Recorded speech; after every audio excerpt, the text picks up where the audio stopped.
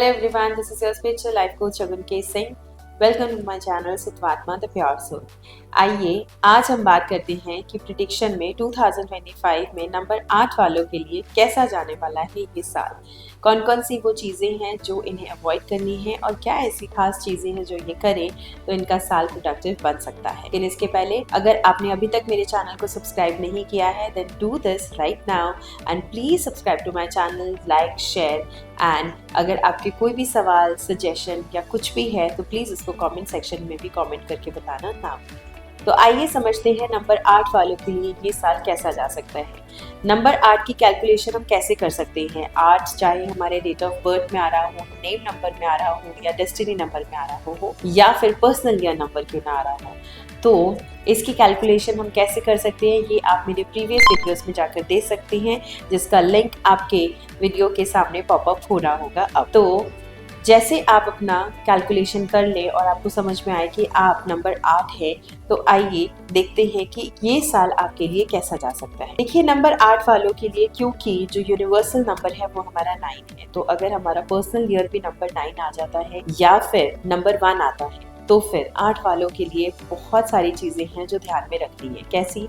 Health related चीज़ें, अपने father के साथ रिलेशंस इनको सुधारने पड़ेंगे। मदर के साथ भी अगर कोई ऐसी अनबन इनकी चलती आ रही है तो कहीं ना कहीं ये चीज़ भी इनको सुधारनी पड़ेगी। मदर के साथ बहुत ज़्यादा अनबन ना करें, मतलब अगर कोई ऐसी चीज़ है जिसकी वजह से आपकी मदर आपसे ऑलरेडी कॉन्फ्लिक्टिंग रिलेशनशिप में चल रहा है तो इसको बेटर होगा जल्द से जल्द सुधार दे, अदरवाइज ये फादर तक भी पहुंचेगा ही पहुंचेगा। फादर के साथ भी रिलेशनशिप खराब होने के आसार हैं। हो सकता है चाहे फादर के साथ थोड़ी बहुत किसी बात पे कहासुनी हो सकती है, फाइनेंशियल मैटर को लेकर कुछ अनबन हो सकता है, यहाँ तक कि ट्रांसफ़र कहीं ना कहीं देख पा रही हूँ मैं कि ट्रांसफ़र हो सकता है, एक जगह से दूसरी जगह आप जा सकते हैं, चाहे आप घर छोड़ के जाएँ, चाहे आप आपकी वजह से आपके पेरेंट्स को जाना पड़े, कुछ ना कुछ ऐसा सेपरेशन वाली एनर्जी भी नज़र आ रही है। साथ ही आपकी जॉब ट्रांसफ़र की भी एनर्जीज नज़र में आ रही है। बिजनेस में डिले हो सकता है, जॉब अपॉर्चुनिटीज़ में डिले हो सकती हैं, रिजल्ट आने में कहीं ना कहीं हर्डल्स, प्रॉब्लम्स ये आप फेस कर सकते हैं।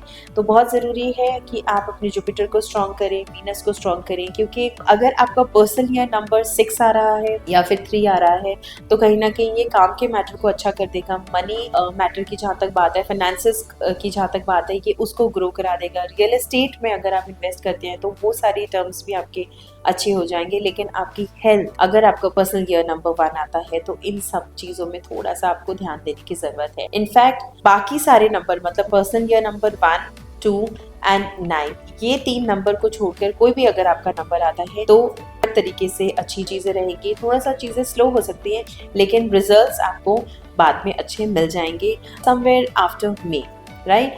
लेकिन उसके पहले तक आपने ध्यान ये रखना है, बहुत ज़्यादा फास्ट नहीं भागना है, चीज़ों को बहुत जल्दी एक्सपेक्ट नहीं करना है या जल्दी ख़त्म नहीं करना है। सूझबूझ के साथ ख़त्म करना है, सूझबूझ के साथ चलना है। और इस साल जितना आप अपने आप को चैरिटी में इन्वॉल्व रहेंगे, किसी भी तरीके की वो चैरिटी हो सकती है, चाहे आप ब्लाइंड स्कूल में दें, चाहे आप ब्लाइंड लोगों के लिए कुछ करें, चाहे आप वृद्धाश्रम में कुछ करें, ओल्ड लोगों की सेवा करें, या वैसे ही गरीब को खाना खिला दे, या किसी पुअर के लिए कुछ सोच ले, कुछ कर ले। इनफैक्ट अगर आप किसी पुअर को घर दिलाते हैं, घर बनाने में हेल्प करते हैं, चाहे वो कितना भी छोटा, कैसे भी लेवल का क्यों ना हो, लेकिन आप उनको किसी भी तरीके की हेल्प करते हैं तो ये हेल्प आपको जाकर मई के बाद से आपको ज़रूर रिजल्ट दिखाना शुरू करेगी। अदरवाइज डिलेज बनी रहेंगी, अपॉर्चुनिटीज़ में कहीं ना कहीं डिलेज बनी रहेंगी, ऑब्स्टिकल बनी रहेंगी, हर्डल्स बने रहेंगे।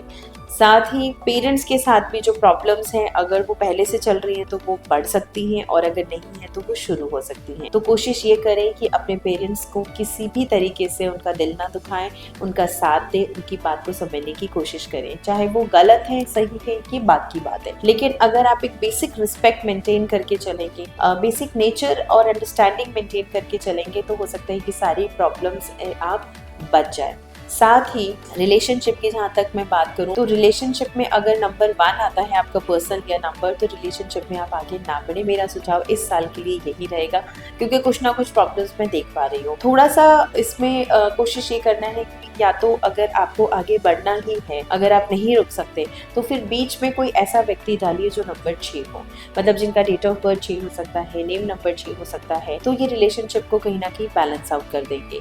आप हो सकता है उस रिलेशनशिप में कहीं ना कहीं एक सूझबूझ, एक अंडरस्टैंडिंग आ जाए। और अगर पॉसिबल है कि आप कुछ टाइम तक रुक सकते हैं तो थोड़ा टाइम रुक के फिर आप आगे बढ़ें। दूसरा, अगर रिलेशनशिप में ऑलरेडी प्रॉब्लम चल रही है तो इसको बहुत सूझबूझ के साथ टैकल करें। अगर आपको लगता है किसी तीसरे को डालने की ज़रूरत है तो number 6 and number 5, these people are good people who can actually resolve your conflicts। साथ ही अगर बच्चे हैं, बच्चे से रिलेटेड कोई इश्यूज हो रहे हैं, जैसे अगर आप बेबी प्लान कर रहे हैं और बेबी नहीं हो पा रहा, तो कोई भी अगर बच्चों से रिलेटेड इश्यूज आ रही है, या फिर अगर बेबी है लेकिन वो सुन नहीं रहे हैं, है ना, जैसे बच्चे हैं लेकिन कहीं ना कहीं एडमेंट नेचर में चले गए हैं, या टीनेजर में और आप उनके लिए बहुत ज़्यादा स्ट्रेस्ड आउट है, या फिर बच्चों की हेल्थ को लेकर अगर कोई कंसर्न है, तो कुछ टाइम तक ये कंसर्न्स बने रहेंगे। लेकिन जैसे ही आप अपने जुपिटर को स्ट्रॉन्ग करेंगे, जैसे जो रेमेडीज़ मैंने बताई हैं, और मेरे प्रीवियस वीडियो में भी अगर आप जाकर देखेंगे जहाँ पे रेमेडीज़ मैंने मेंशन की है, अगर वो रेमेडीज़ आप थ्रू आउट द ईयर करते हैं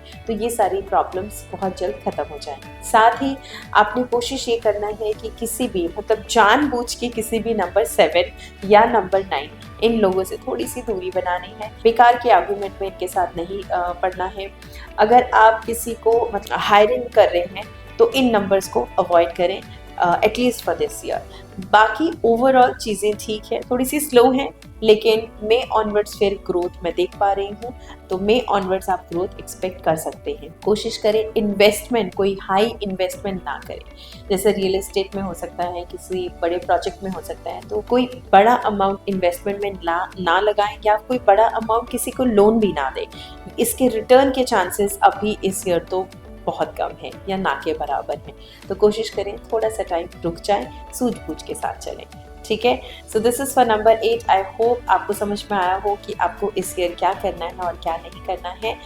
और अगर इसके अलावा कोई भी आपके ऐसे क्वेश्चंस हैं जो आपको तंग कर रहे हैं, तो डेफिनेटली आप कमेंट बॉक्स में पूछ सकते हैं। Thank you so much, stay blessed.